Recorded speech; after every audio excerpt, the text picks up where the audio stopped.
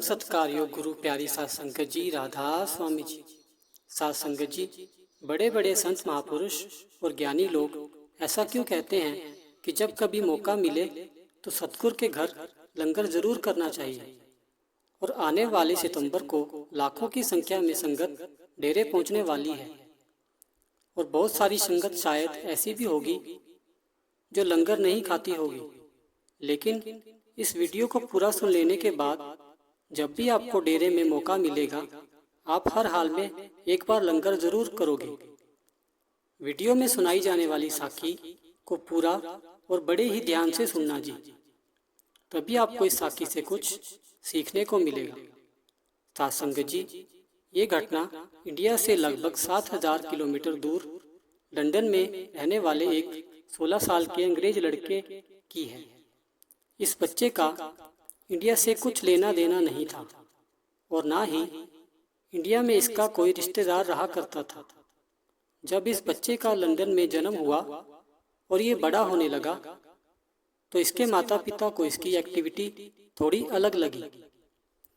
इसके घर में मांस मछली बना करता था और इसके माता पिता इसको जब भी मांस या अंडे से बनी कोई चीज खिलाते तो ये उल्टी कर देता था। जब इस बच्चे को डॉक्टर को दिखाया गया तो डॉक्टर सारे टेस्ट करके कह देता कि आपका बच्चा एकदम स्वस्थ है। अगर इसको नॉनवेज पसंद नहीं तो आप जबरदस्ती मत करिए। जब ये बच्चा थोड़ा बड़ा हुआ तो इसके माता पिता ने देखा कि इनका बच्चा मेडिटेशन करने की कोशिश करता है। ये देखकर माँ बाप थोड़े हैरान हुए कि अभी तो इसकी उम्र 6 या 7 साल है और इसको ये सब करना किसने सिखाया। बच्चे के हाथ में जब माँ बाप मोबाइल फ़ोन देते तो बच्चा मोबाइल फ़ोन में इंडिया को सर्च करता, जबकि इंडिया से इस परिवार का कुछ लेना देना नहीं था। बच्चे की एक्टिविटी शुरू से ही दूसरे बच्चों से अलग थी, जिस बात की चिंता माँ बाप को रहने लगी। माँ बाप ने अपने बच्चे को एक अच्छे काउंसलर को दिखाया, जिसने माँ बाप के सामने ही बच्चे की काउंसलिंग की। उसने बच्चे के मन को समझने की कोशिश की, बच्चे से कुछ सवाल किए। उसने बच्चे से पूछा कि इंडिया में कौन रहता है जो तुम बार बार इंडिया को सर्च करते हो, और तुम्हें मेडिटेशन करना किसने सिखाया। बच्चा उस समय सिर्फ 7 साल का था, तो वो जवाब देना भी चाह रहा था लेकिन दे नहीं पा रहा था। वो अपनी बात को समझा नहीं पा रहा था। काफी देर कोशिश करने के बाद डॉक्टर ने माँ बाप से कहा कि आपका बच्चा अभी बहुत छोटा है, इसलिए वो कुछ समझाने की कोशिश कर रहा है लेकिन हम समझ नहीं पा रहे, इसलिए इसको थोड़ा समझदार होने दो।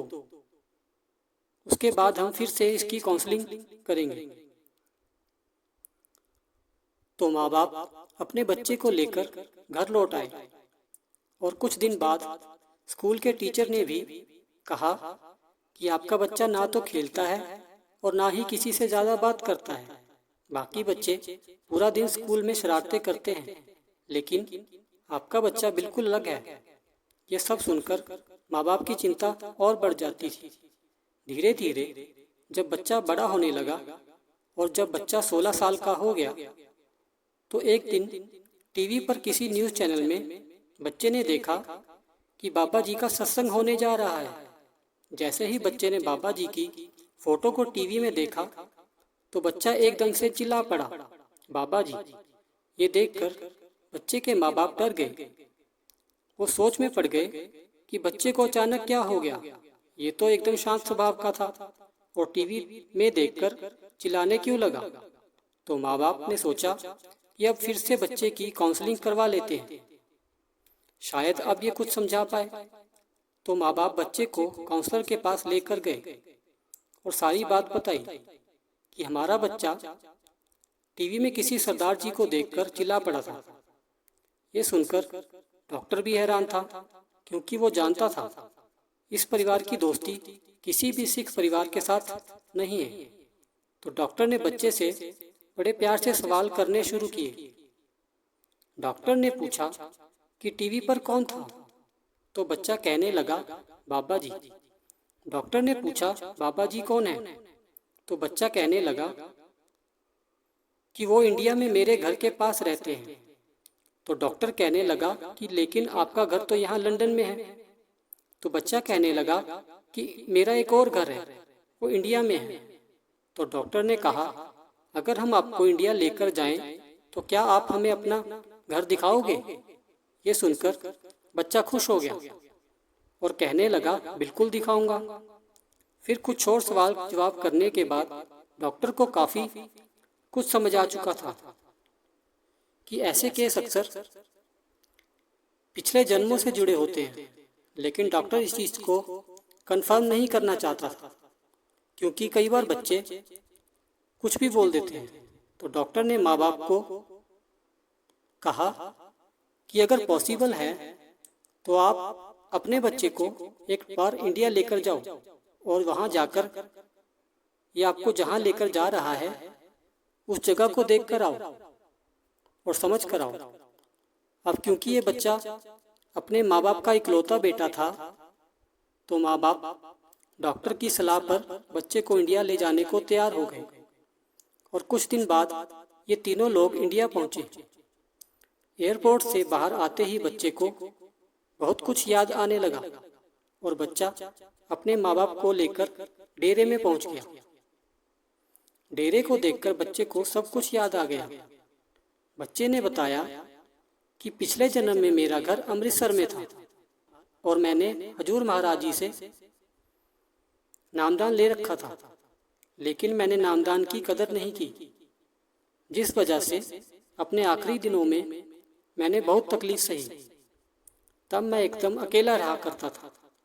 मैंने कभी शादी नहीं की थी और मैंने शुरू में कई साल तो भजन सिमरन किया, लेकिन अकेलेपन की वजह से मैं शराब पीने लगा और फिर मैंने भजन सिमरन छोड़ दिया।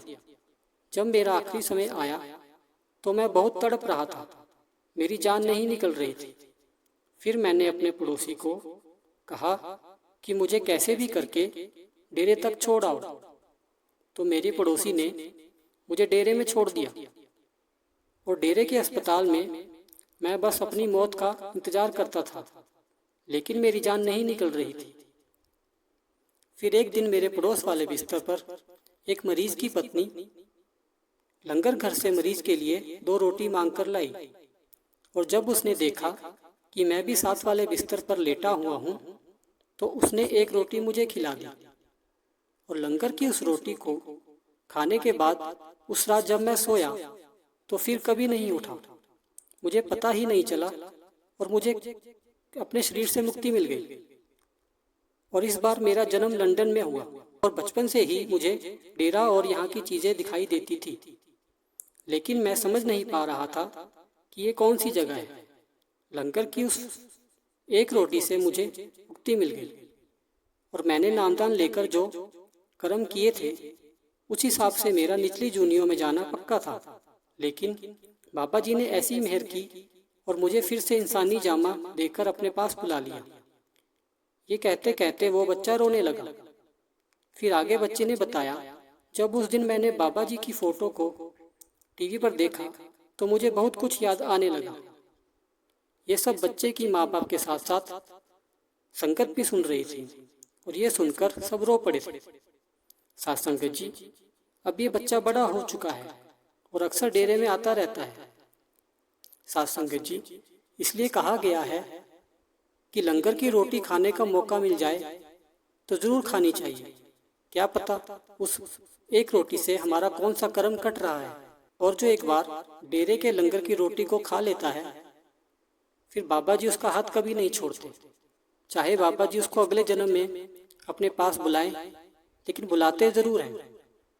ये साखी तो आपने सुनी होगी, जिसमें बाबा जी बचपन में डेरे में लंगर की रोटी को चुपके से जेब में छुपाकर कीड़े मकोड़ों को खिलाया करते थे। और जब ये बात हजूर महाराज जी को पता चली तो महाराज जी मुस्कुराते हुए कहने लगे कि ये अपनी संगत तैयार कर रहा है, इसलिए लंगर की रोटी को आम रोटी समझने की गलती नहीं करनी चाहिए। लंगर की रोटी बड़े नसीब से खाने को मिलती है। साथ संगत जी, आपसे विनती है, कमेंट में राधा स्वामी जरूर लिखिए और संगत के अपने इस चैनल को जरूर सब्सक्राइब कर लीजिए। गुरु प्यारी सास संगत जी, राधा स्वामी जी।